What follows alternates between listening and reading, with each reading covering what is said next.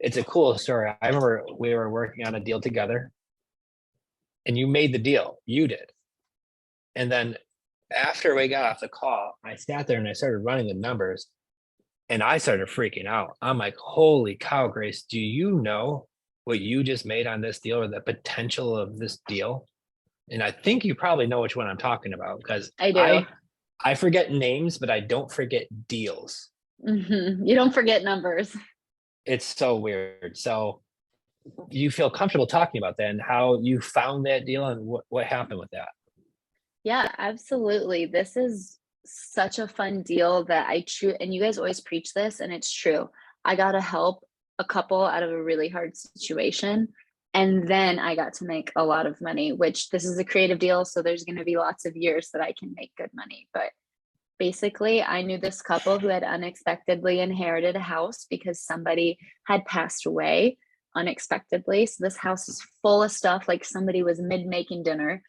And I basically told them they got a really low cash offer for like $35,000.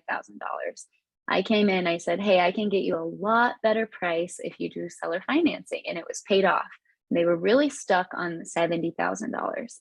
So I got them $70,000 and I said, hey, look, I'm not going to put any money down.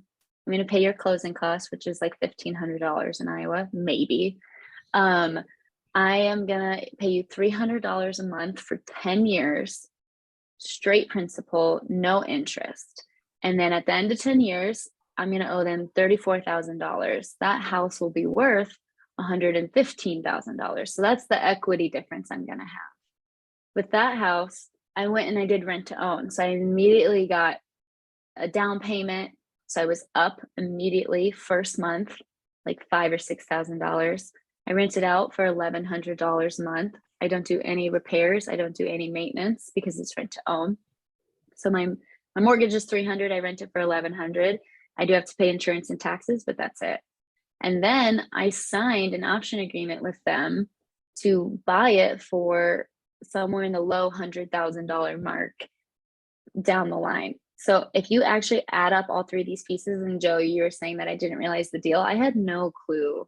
I just knew, oh, I'll make $800 a month. That's all I knew.